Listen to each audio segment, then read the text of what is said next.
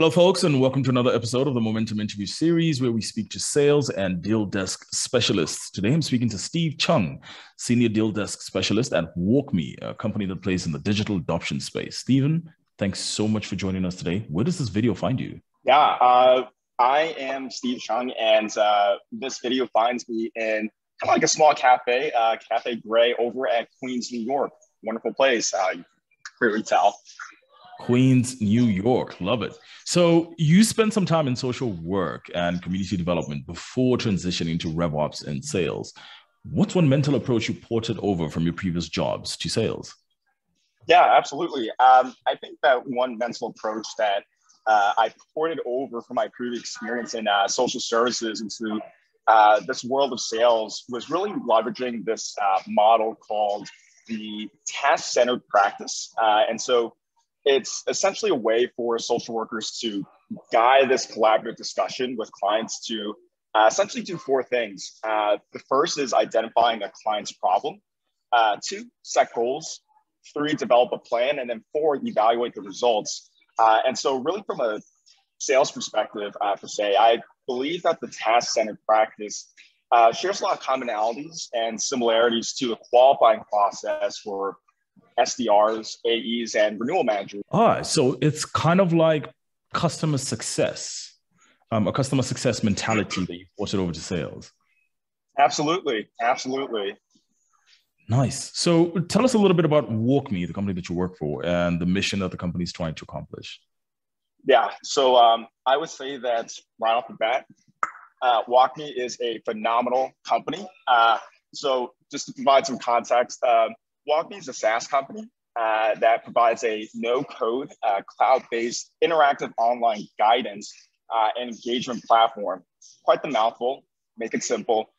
Really to design the user experience in a way that simplifies it on platforms, apps, and websites used by companies to maximize their digital transformation adoption. And so really, if we were to simplify it even more, it's essentially software that overlays on top of other software. It's kind of like, it looks a little weird on the video, but it's essentially that guidance tool here to here that really helps users learn how to use this system that their company uses. For example, like a Salesforce or a Workday, really helping accelerate that onboarding and ramp up period for folks to have greater adoption and usage to those platforms and really recognize their tech stack and investments in that as well. So it's basically tech for your tech stack. Exactly. Love it. So when you think about your current role at WalkMe, what do you spend most of your time doing? What kind of keeps you up at night? Most of my time is spent managing order forms per se. And so the three things that I think go with that at WalkMe is one, preparing a custom order form before signing. Two, upon receiving a signed order form, booking that deal. Then three, which is why I was laughing and chuckling before, was amending an order form when you make a boo-boo. And so I've certainly gone through the experience of amending an amendment to an order form, making a boo-boo on the order form before. So that's like what I do for the most part. And that's what keeps me up at night. You've been working in deal desk operations for a while now. What's one trend that you've noticed in deal desk ops and in RevOps that a lot more sales teams should be aware of?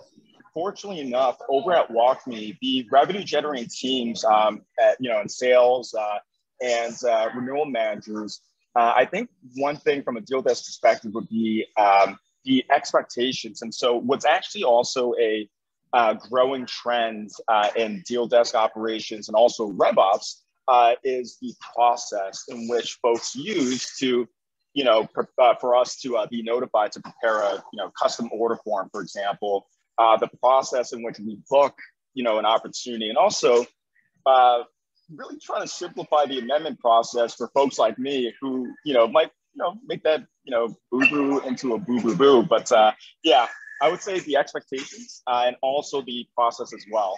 Speaking of processes and expectations, when you're looking at the performance of a deal desk, what's three key metrics? What are three key metrics that you use to judge them? I think it depends on the company and also the maturity of the deal desk team.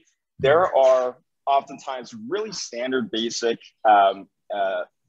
metrics such as volume, the number of tickets, that also helps understand where those kind of like bottlenecks are for those processes to address. There's also average average initial response time and also average resolution time. But I think that on, on a greater level, things that organizations and deal desk teams can consider is potentially looking at the larger scale impact that deal desk teams can provide. Because you could be at a large organization with no deal desk team, a deal desk team that's actually just starting at this massive company. And you can also have the flip, have a really mature deal desk team in a small company. And so on that note, I think that three things that deal desk teams can consider is the average number of days from opportunity created to close one. Because when we go back to preparing a custom order form, that's still part of that sales cycle. And so if we're able to customize that order form with these clauses faster, for example, these custom legal clauses, that's going to help reduce the average number of days. And I think that Deal Desk has that opportunity. I think the second is also the average number of days from invoicing to cash collection.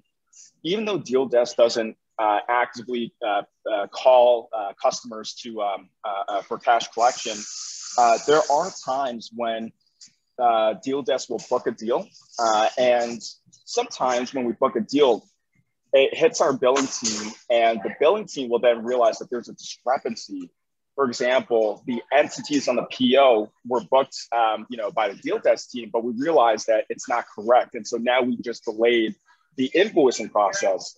And so the last thing I would also say, clearly for myself, is average number of amendments. Are we actually reducing the number of errors, for Deal Desk, for finance, for sales, for legal, for every single department that we work with? So really, what's the impact that Deal Desk has in reducing that number to correct these process deals? So those would be the three metrics I would consider.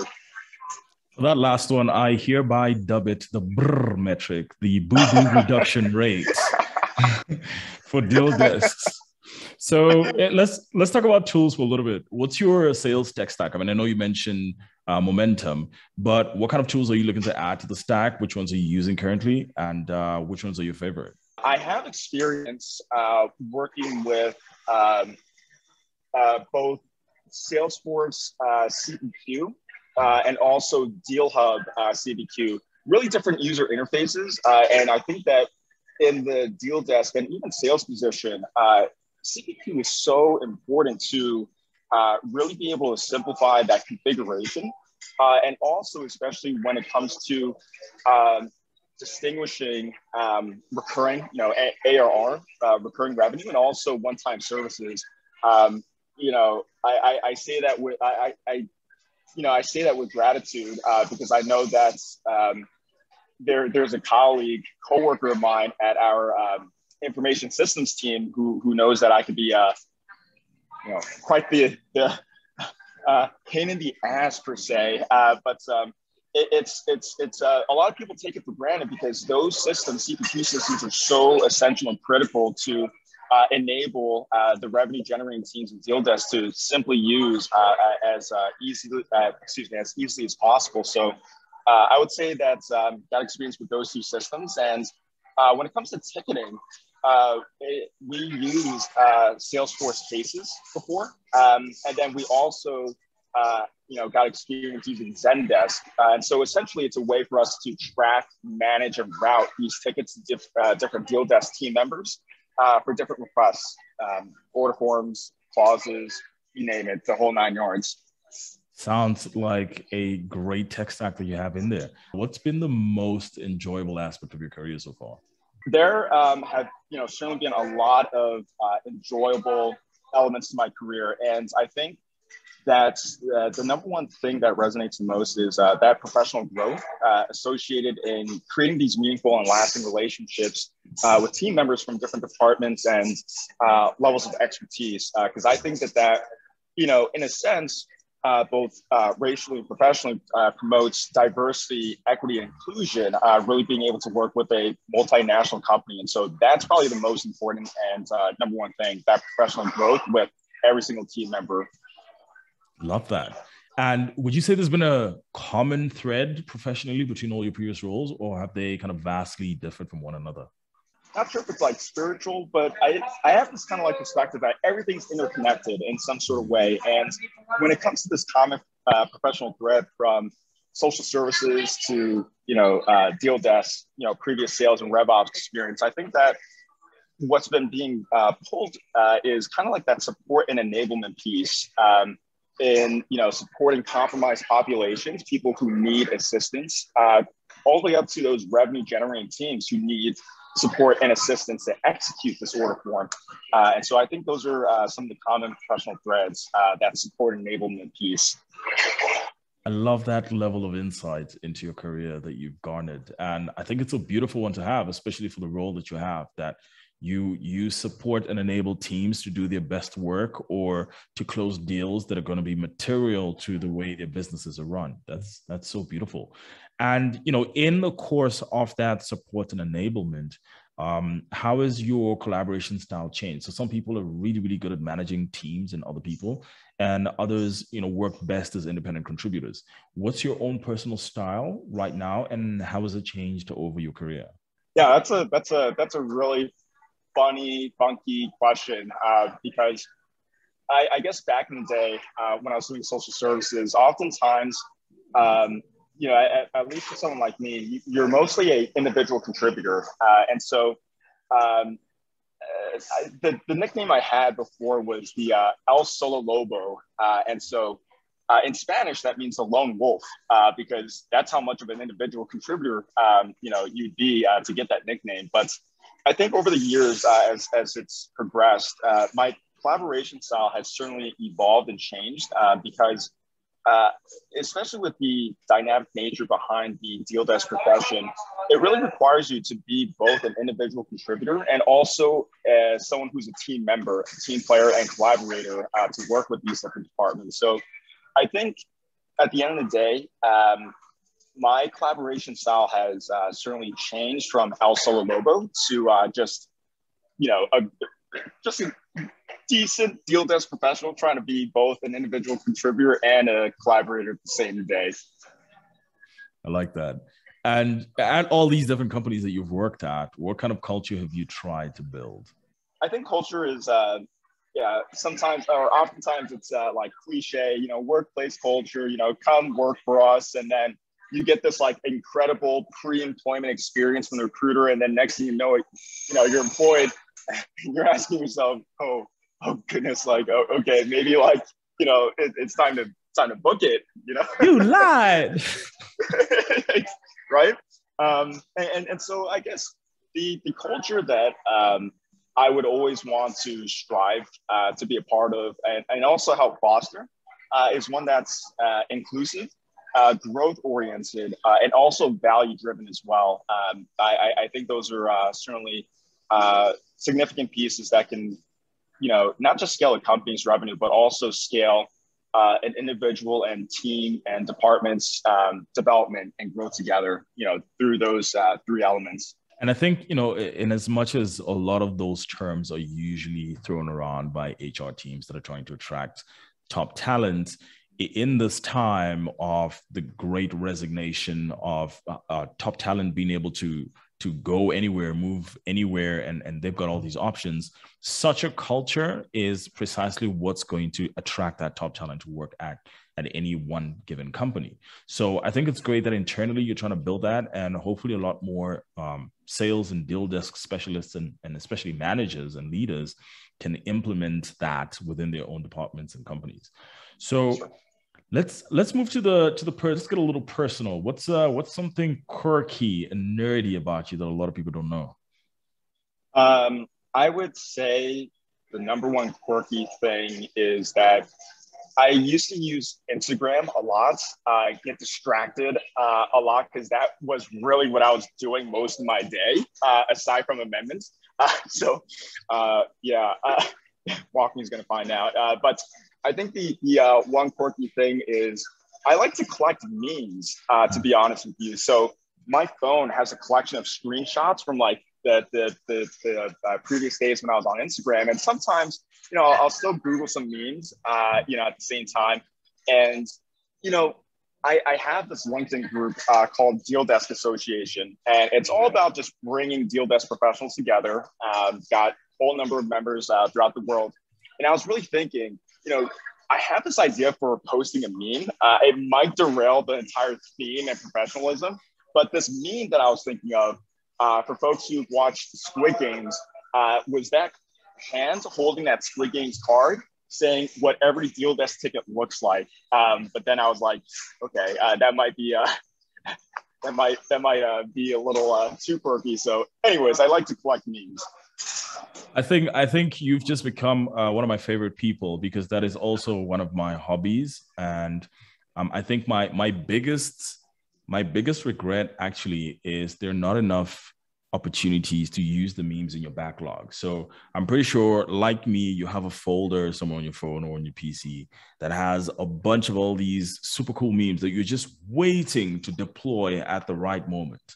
We need more of those right moments, so we have memes to share. Absolutely. You mentioned Instagram and distractions. When it comes to productivity, what's your best productivity tip? The best productivity tip I can offer or share, at least within my life, is really being able to recognize when someone is prioritizing things that aren't really priorities, to say the least. And that could be, for example, you get a ticket, you get a ticket that requires you to change a Salesforce, account name, a customer name. And sometimes, there's a lot of different processes, there's different approvals, versus another ticket that is, let's say, for example, $10,000, and it's the end of the quarter. I would imagine that it might be challenging for folks to see that if you're prioritizing this account name change ticket at the end of the quarter rather than booking this $10,000 deal, I think that would be certainly an example that would embrace that experience, and something that I think a lot of people do as well. Not those specific examples, but kind of like that general practice, I guess, prioritizing things that really aren't priorities.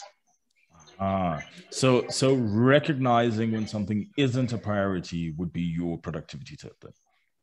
Exactly, from the person who is looking at Instagram during work. Technically, you're not just looking at Instagram, you are doing a service to the world, sir, by collecting the top tier memes that the internet would like us to find. We thank you. Absolutely. Yeah. So speaking of like media and stuff, what books or podcasts or shows are you currently reading or binging on? So I've been using Spotify a lot more, and at first, I was trying to like get a pulse, kind of get a gauge of, I think they're called like daily mix playlists. And so there's like daily mix 1, 2, 3, 4, 5, 6, 7. And I kept, I was kind of like trying to dig it. And I realized like most of it is like the music I've already liked. And so, when I was listening to this daily, daily mix, if anything, I was mixing up my day to day, if anything. And so when I was realizing that I was getting a little scattered around there, I found different podcast channels to kind of get something that's more structured, more clear. And this podcast has just been fascinating me. It's called Business Breakdowns. And so it's essentially what it is. It's breaking down a lot of these leading companies in different industries. And so I actually listened to one recently about Datadog. Certainly a really interesting podcast from that channel. And the one thing that I learned from it was how a lot of tech companies are looking to actually reduce their marketing sales budgets and actually reallocate that money to R&D to make their product better. So I thought that input was actually really fascinating. So I would highly recommend Business Breakdowns. Marketers are gonna hate you for that, Stephen.